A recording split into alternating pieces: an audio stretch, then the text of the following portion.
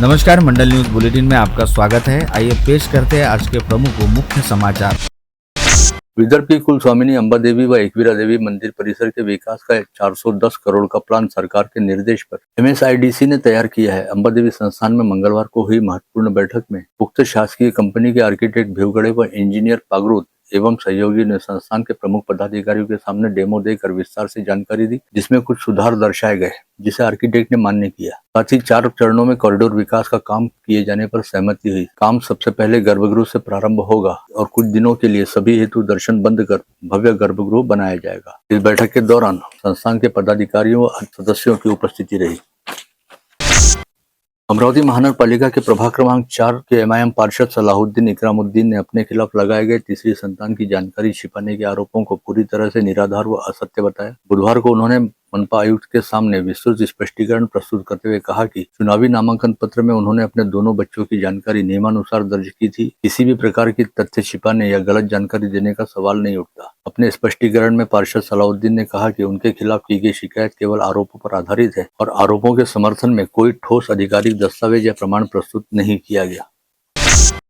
अमरावती महानगर पालिका के पार्षद संजय गवाले, संजय शिरभाते, प्रशांत महले व अफसर जहां सादिक शाह ने मनपा आयुक्त से मुलाकात करते हुए कहा कि अमरावती महानगर पालिका की आर्थिक दशा ठीक नहीं है। ऐसे में कई उपाय मनपा द्वारा अपनाए जा सकते हैं। मनपा की आर्थिक स्थिति को सुधारने के लिए चारों पार्षदों ने बेहद महत्वपूर्ण व उपयोगी सुझाव दिए, जिसमें महानगर पालिका के मार्केट में जिन दुकानों की लीज खत्म हो गई उनकी नए सिरे से नागपुर महानगर पालिका की तरह नीलामी प्रक्रिया अपनाने की मांग की गई। पार्षदों का आरोप है कि मनपा प्रशासन ऐसी दुकानों को कम रेट में बेच देने की फिराक में है, जिससे मनपा का नुकसान हो सकता है। मतदाता सूची के विशेष गहन पुनर्निरीक्षण के साथ अब जिले में मतदान केंद्रों के पुनर्गठन की प्रक्रिया शुरू होने जा रही है। निर्वाचन आयोग के निर्देशों के अनुसार अब तक मतदान केंद्र पर अधिकतम 1200 अब एक मतदान केंद्र पर अधिकतम 1200 मतदाता को रखा जाएगा, जिसके चलते अमरावती जिले की 8 विधानसभा सीटों में करीब 80 नए पोलिंग स्टेशन बढ़ने की संभावना है। जिले में इससे पहले 1200 से अधिक मतदाताओं वाले 328 मतदान केंद्र थे। अमरावती स्थित संत गाड़गे बाबा समाधि स्थल के सर्वांगीण विकास के लिए 25 करोड़ रुपए के विकास प्रारूप को मंजूरी प्रदान की गई। यह निर्णय मुंबई के सह्याद्री अतिथि गृह में मुख्यमंत्री देवेंद्र फडणवीस की अध्यक्षता में आयोजित शिखर समिति की बैठक में लिया गया। इस बैठक में अमरावती की विधायक सुलभा खोड़के भी उपस्थित थी। विधायक सुलभा खोड़के ने बताया कि इस निधि से संत गाड़गे बाबा समाधि मंदिर परिसर का कायाकल्प होगा और इसे धार्मिक तीर्थ स्थल के साथ साथ प्रमुख पर्यटन केंद्र के रूप में विकसित किया जाएगा। स्वाधीनता दिवस की पार्श्वभूमि पर देश भर में चलाए जा रहे हर घर तिरंगा अभियान से अमरावती जिले के नागरिकों से उत्स्फूर्त रूप से सहभागी होने का आह्वान विधायक प्रवीण पोटे पाटिल ने किया। साथ ही प्रत्येक नागरिक को अपने घर पर तिरंगा फहराकर राष्ट्र प्रेम व देशभक्ति की भावना व्यक्त करने को कहा। बडनेरा के विधायक व युवा स्वाभिमान पार्टी के नेता रवि राणा ने भाजपा नेत्री व पूर्व सांसद नवनीत राणा के साथ आज दिल्ली में देश के गृह मंत्री अमित शाह से सदिच्छा मुलाकात की। अमरावती महानगर पालिका में फर्जी दिव्यांग प्रमाण पत्र के आधार पर नौकरी हासिल करने वाले 9 कर्मचारियों का मामला सामने आया। जांच में इन कर्मचारियों की दिव्यांगता निर्धारित से 40% से कम पाए जाने के बाद मनपा आयुक्त डॉक्टर मंगेश गोंदावले ने सभी के खिलाफ आपराधिक मामला दर्ज करने तथा नियुक्ति की तारीख से अब तक प्राप्त वेतन व भत्तों की वसूली की अनुमति दी है। आयुक्त के इस निर्णय के बाद मनपा प्रशासन में हलचल तेज हो गई है। महाराष्ट्र सरकार के सांस्कृतिक विभाग के अंतर्गत महाराष्ट्र राज्य सिंधी साहित्य अकादमी की ओर से विदर्भ सिंधी विकास परिषद व महिला मंच के संयुक्त सहयोग से विभाजन की विभीषिका स्मृति दिवस के अवसर पर एक विशेष कार्यक्रम का आयोजन किया जाएगा। यह कार्यक्रम 14 अगस्त को शाम 6 बजे संत ज्ञानेश्वर सांस्कृतिक भवन में आयोजित होगा। ऐसी जानकारी आज पत्रकार परिषद में विदर्भ सिंधी विकास परिषद के पदाधिकारियों द्वारा दी गई। चिखलदरा स्थित देवी मंदिर के स्वामित्व आदिवासी समाज के पारंपरिक अधिकारों को लेकर विद्रोही आदिवासी संगठन ने बुधवार से जिलाधीश कार्यालय के सामने आमरण अनशन करना शुरू किया। संगठन के पदाधिकारियों ने आरोप लगाया कि आदिवासी व गौली समाज की कुलदेवी माने जाने वाले इस मंदिर पर स्थानीय समाज के अधिकारों को धीरे धीरे खत्म किया जा रहा है। इसी विषय को लेकर आज यहाँ बुलाई गई पत्रकार परिषद में संगठन के अध्यक्ष रामकिशन कासदेकर ने विस्तार के साथ जानकारी दी।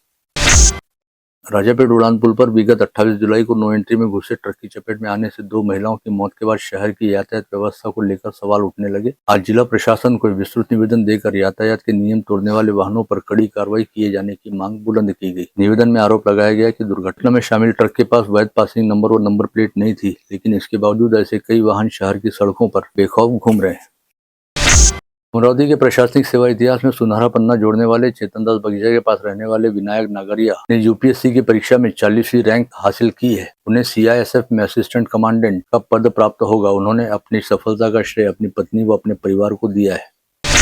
अमरावती के शहर पुलिस उपायुक्त रह चुके जालना के अपर पुलिस अधीक्षक विक्रम साली ने पुलिस अधिकारी के रूप में अपने कर्तव्य का निर्वहन करने के साथ पढ़ाई का लगाव जारी रखा और विदर्भ के लघु उद्योगों में नेतृत्व शैली विषय पर शोध प्रबंध प्रस्तुत किया, जिसे संत गाड़गेबाबा अमरावती विद्यापीठ ने विक्रम साली को आचार्य उपाधि यानी डॉक्टरेट घोषित की है। 10वीं Asian youth aerobic gymnastic championship में भारत का प्रतिनिधित्व करने वाली अमरावती शहर की गौरी कला का विधायक सुलभा खोड़के द्वारा सत्कार किया गया। इस समय विधायक सुलभा खोड़के ने कहा कि गौरी ने अंतर्राष्ट्रीय स्तर पर अमरावती शहर का गौरव बढ़ाया है। एशिया चैंपियनशिप में भारत का प्रतिनिधित्व करने वाली एरोबिक जिम्नास्ट गौरी कलाने का आजाद हिंद मंडल ने भी शानदार नागरिक अभिनंदन किया। मनपा के नेता प्रतिपक्ष विलास इंगोले व कांग्रेस के शहराध्यक्ष व पार्षद बबलू शेखावत ने गौरी कलाने की उपलब्धि को शहर का गौरव बताते हुए शाबाशी दी।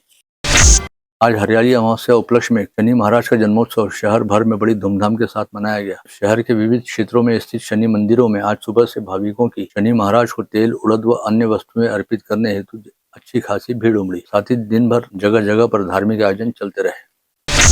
शहर के युवा पुरोहित करण महाराज ने आज रात व आगामी 28 अगस्त के सूर्य व चंद्र ग्रहण के भारत में दिखाई नहीं देने के कारण कोई भी नियम पालन करने की आवश्यकता नहीं होने की बात कही। करण पंडित ने बताया कि आज बुधवार 12 अगस्त का सूर्य ग्रहण खग्रास है। भारतीय समयानुसार ग्रहण का स्पर्श रात 9:04 से होगा और रात 11:16 पर मोक्ष व मध्य रात्रि पश्चात 1:28 पर ग्रहण पूरा हो जाएगा। जूनी टकसाल बुधवारा स्थित भोलेश्वर मंदिर में सावन मास महोत्सव अंतर्गत 15 अगस्त से कई अनुष्ठान आयोजित किए गए हैं, जिसमें प्रत्येक सावन सोमवार खास श्रृंगार व आरती का समावेश है। 31 अगस्त को उज्जैन महाकाल श्रृंगार आरती होगी। शेगांव स्थित संत गजानन महाराज संस्थान की पालकी पंढरपुर से वापसी यात्रा करते हुए मंगलवार को विदर्भ की सीमा में पहुंच गई। 29 जुलाई को पंढरपुर से शेगांव के लिए रवाना हुई पालकी मंगलवार दोपहर बुल्ढाना जिले के नावा गांव पहुंची, जहां पर राजनीतिक क्षेत्र सहित विभिन्न क्षेत्रों के गणमान्य व हजारों श्रद्धालुओं ने पारंपरिक तरीके से पालकी का स्वागत किया।